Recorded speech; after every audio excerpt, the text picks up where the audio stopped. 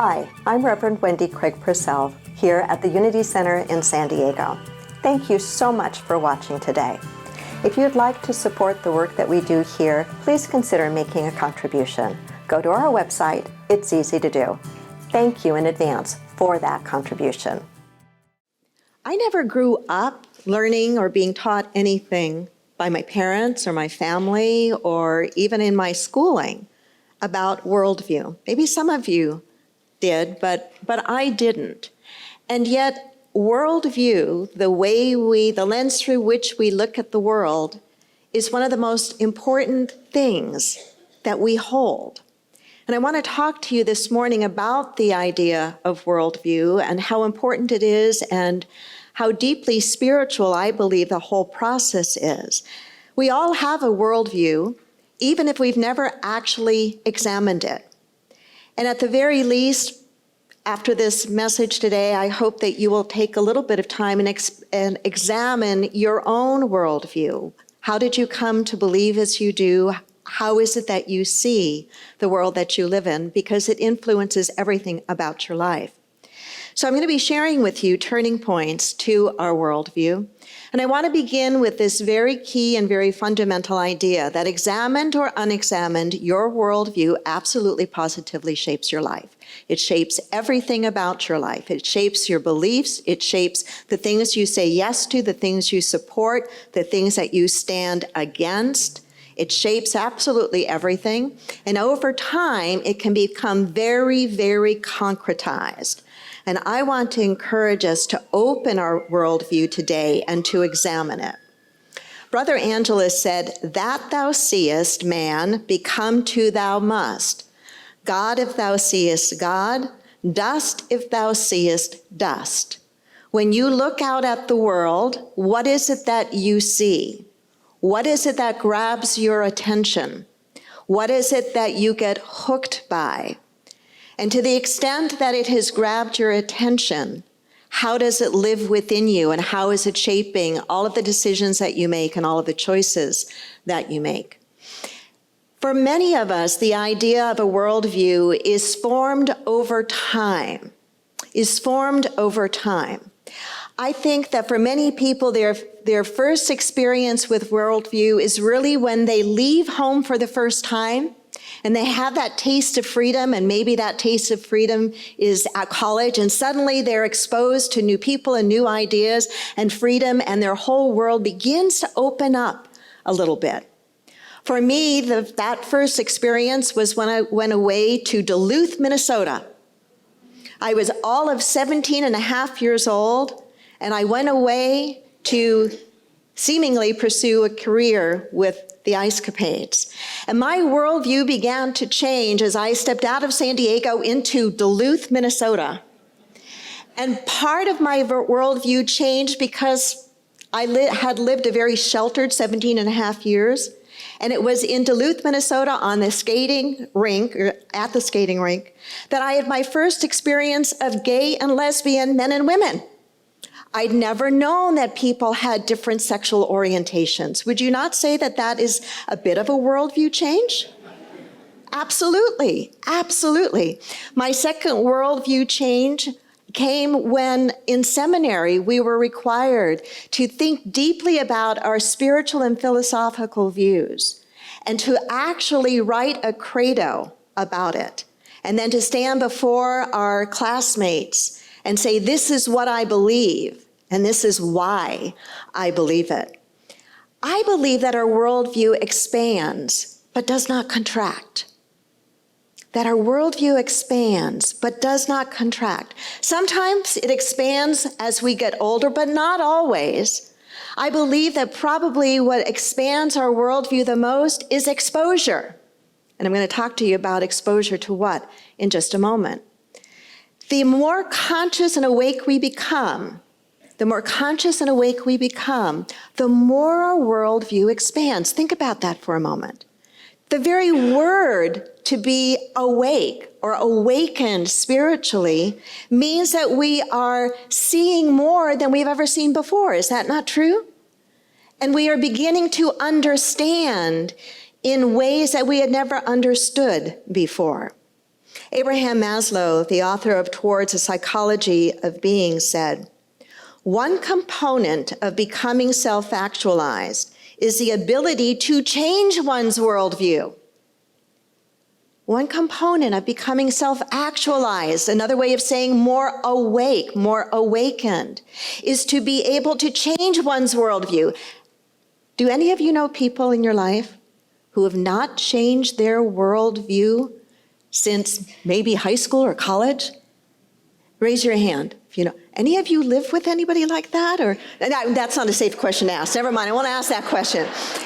But I know people in my life, pretty close to me, who live within the same very small worldview that they've always held. I believe so deeply that we are meant to grow and evolve, that we are here to continue to explore and to expand, to be curious about the world that we live in, why things are the way they are, and that when we live with that mindset and that heart set, we become much more compassionate. We become much more empathetic. We are much more willing to enter into and understand the other. And the more we are willing to enter into and understand the other, the less the other becomes another. Does that make sense? The more we begin to see that we really are what? We really are one. One doesn't mean that we are exactly the same. I'm really glad we're not exactly the same. Would you really want to live in a universe populated with every single soul on the planet being exactly like you? Maybe during rush hour traffic you might appreciate that because they might drive as you do. But I promise you, your life would get very boring very quickly if everybody was exactly the same. But though we have our differences, at the very core, we are one. At the very core, we are one. Neil Rogen wrote, "It is not enough just to become more conscious. It matters deeply what you become more conscious of." Right? That goes back to the Brother Angelus quote. Whatever we see, dust, God, that man becomes. So some turning points I want to share with you. 3 of them that can dramatically expand our worldview. And the first is this: a deep and meaningful encounter with a very different culture from our own. A deep and meaningful encounter with a culture very different from our own will absolutely begin to expand your worldview. You may not like everything or understand everything about that culture that's very different than yours or mine. But as soon as you are willing to expose yourself to that, you are going to find that your worldview becomes a little broader. It expands a bit.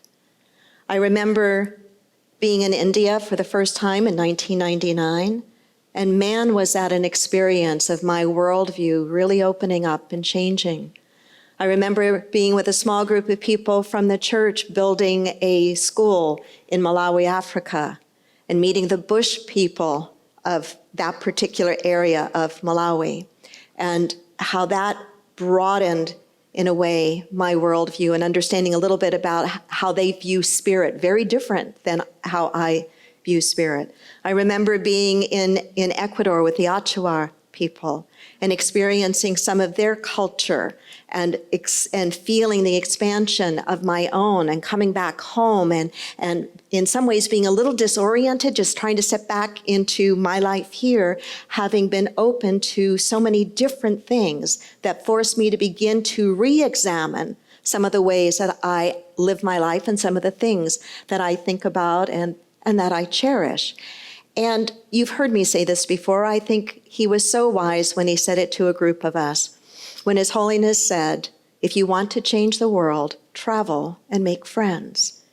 And he was really meaning get outside of your own culture, your own world, whatever that is. And for some people, maybe there's not the resources to travel. It doesn't have to be about that. The whole idea of exposure to a different culture, we can get by choosing to educate ourselves. There are so many wonderful programs that we can watch to acquaint ourselves with different points of view around the world. The way different people value life or see life helps you to get clearer about what really matters to you. A second turning point that can dramatically expand our worldview is a sudden, deep, and broad exposure to new ideas. A sudden, deep, and broad exposure to new ideas or new theories. For many people, that seems to happen when they first go away to college. I want to tell you about a more recent experience for me that I would have to say fits this perfectly and is expanding my worldview broader than it had been. For me, it has been recently about becoming more racially aware, more racially literate. I grew up in a generation where the highest in terms of being a good person as it related to race was to be colorblind. Raise your hand if any of you grew up with that as well. Am I the only one that did? That was really important, that I was not to see color, that we were all the same. But as, for reasons I won't go into here right now, as I have started to become much more aware of and much more racially literate, I understand that to be colorblind is to totally ignore another person's life and reality and history and experience. That if I really want to be more awake, if I really want to live with greater empathy and compassion, if I really believe in our oneness, then I open myself to your experience. I'm not blind to what your experience is. I'm willing to enter into and try to understand your experience. The journey for me of a sudden, deep, and broader exposure to radically new ideas has been somewhat uncomfortable as I've had to begin to learn what it means to be white. And for most white people, for many white people, that's a really odd thing. It's odd because we've never had to consider what it is to be white. Does that make sense? Because we're just that. And so we live in unearned advantage. That doesn't make us bad, but if we're not aware of it, then our worldview is hampered by that. If you, like I right now, care about the state of our world racially, the state of our country racially, then you and I have an opportunity to look at ourselves in that regard and say, is there something that I don't know that maybe I need to start to learn something about? Doesn't make us bad for the skin we're in. I'm not responsible for this color any more than Jimmer's. Where are you, Jimmer? Jimmer is responsible for the color of his skin. But our color makes a difference. Breathe with me. Breathe with me. If in unity we can't explore all sorts of topics that might be a little sensitive or might be a little uncomfortable, then I personally lose all hope that we can ever truly change. Because we must have safe places that we can be real with one another. The only thing I regret about sharing some of this with you this morning is it's a one-way conversation. And one of the things that has been so rich as we in this community have delved more deeply into becoming more racially literate is we've had some small groups that have been meeting for many, many months now, where we've had dialogue back and forth. And those of you who have been a part of that can appreciate and I think agree with me how important it is for that safety and that real conversation to happen. What we can't talk about, we can't heal. And talking about it, we can talk about uncomfortable things lovingly and kindly. We need to do it civilly, but we need to do it. Does that make sense? I want an amen to that.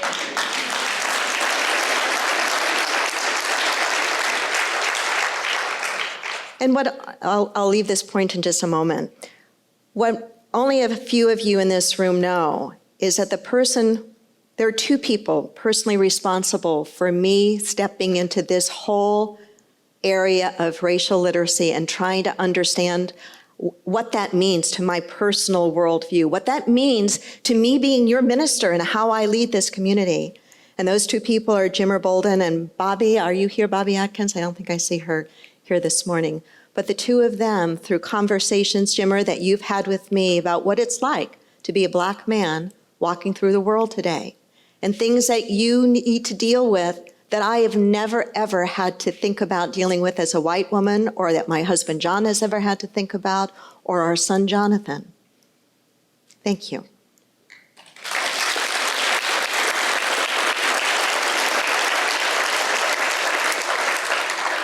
Another piece, that turning point that changes or opens our worldview, can be a mystical experience that we have. It can be an epiphany that we have. I think of Paul on the road to Damascus. He had an eye-opening religious experience. He had been persecuting the Christians, and something happened inside of him. And not only did he stop persecuting, but he started pushing it out there, right? Right? People who have had near-death experiences, that's a deeply spiritual experience. And it's almost universal what they say, those who have experienced being at the very edge of death and being brought back from it. They talk about how they cannot see any of life the same way that they saw it before. That changes their worldview. Suddenly they look at everything differently. And the different way they look at everything is much broader, much more expansive. I only believe that we're going to help to heal our human family with an expanded worldview, not a contracted one. We don't want to go back to the Dark Ages, do we? An expanded worldview. I want to share with you, in the time that I have left, some key elements that form one's worldview. And I want to ask you to kind of, if you're taking notes, these would be good notes to jot down, to be willing to look at this more deeply on your own. So here's one of the key elements that form our worldview. Our view of human nature. That is really important to the view that we hold of the world. The view that we have of human nature. If we grew up in a religious tradition that said human nature is sinful, human nature is flawed, we are inherently bad, that's called what? Original sin. If we grew up and accepted that belief, that is a very fundamental belief that is working all the time, consciously or otherwise, in our worldview.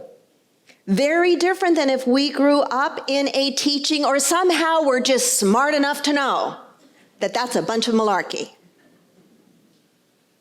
That we're born right the first time. That we are born in original blessing. How in the world can anybody hold in their hands a newborn baby and think that there is anything inherently wrong? That's a sickness. That is a sickness. So your view of human nature is a key element of your worldview. What is your view of human nature? Second is, what is your view of the good life? One of the things that exposure to other cultures very different than our own, helps us to see is how we don't all define the good life in the same way. We don't all define the good life in the same way. I have recently begun re-listening to Autobiography of a Yogi about Paramahansa Yogananda. And as I've been listening to this again, and this is my morning walk time, is listening to Autobiography of a Yogi. As I'm listening to it, one of the things I'm reminded of, I learned this in seminary, but one of the things I'm reminded of is a vastly different way the Easterners, and I'm talking about India in particular, would define the good life much less materialistically than we do, and much more about spiritual growth and understanding and awakening. So what would be pursued from an Easterner's point of view would probably be very different than what is pursued from a European's or a Westerner's point of view. I'm not saying that you have to change. I'm saying understanding that an element of your worldview is colored by how you define the good life. And whatever you think that is, you're going to be investing your time and your effort and your energy in pursuit of it. My suggestion would be to make sure it's really something that matters. Because in the end, if it's not something that matters, you spent a lot of time, effort, and energy in pursuit of something that's very shallow and very empty. A third element to what shapes our worldview is equality with others. Do we really believe that? Do we really believe that we are equal? That when we strip aside the color of our skin, our sexual orientation, our age, our gender, all the other things that on one hand seem to separate us, do we really believe that soul to soul we are equal? That's what's at the heart of this idea of namaste. That essentially what is in me is the same thing that is in you. And man, when we really believe that, we begin to live our life in a very different way. We begin to care in a much deeper way.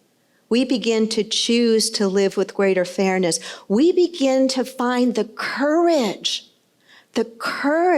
to speak truth to power. We find the courage to speak out strongly and kindly when we see something that is wrong, that is unfair, that is hurtful to someone who doesn't have the voice to speak. I remember a very powerful moment in one of our synthesis dialogues with the Dalai Lama, and it came not from something His Holiness said, but came from something that Ila Gandhi, Mahatma Gandhi's daughter, said. And when she stood up to introduce herself, as I remember it, one of the things she said is, "My purpose is to be a voice for those who have lost their voice. To be a voice for those who are afraid to speak."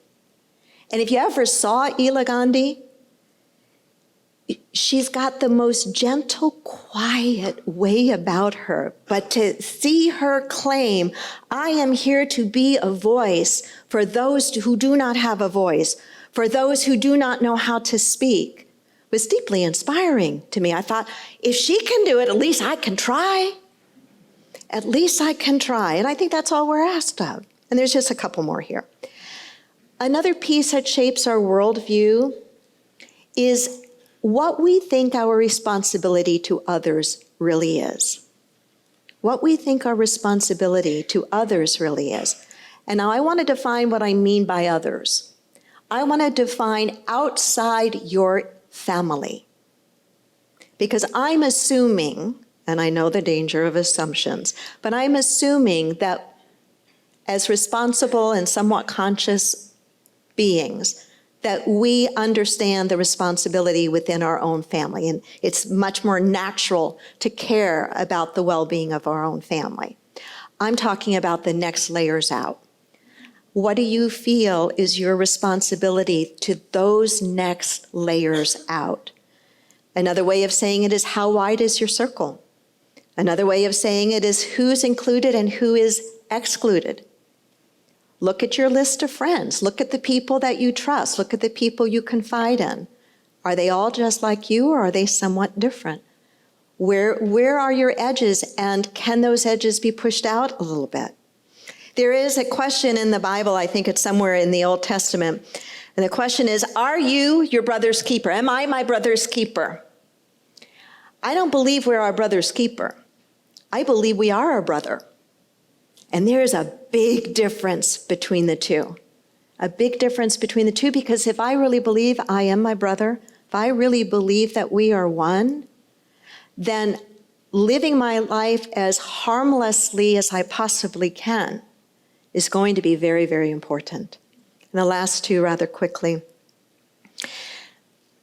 Another element that shapes our worldview and is a turning point is our relationship as human beings to nature.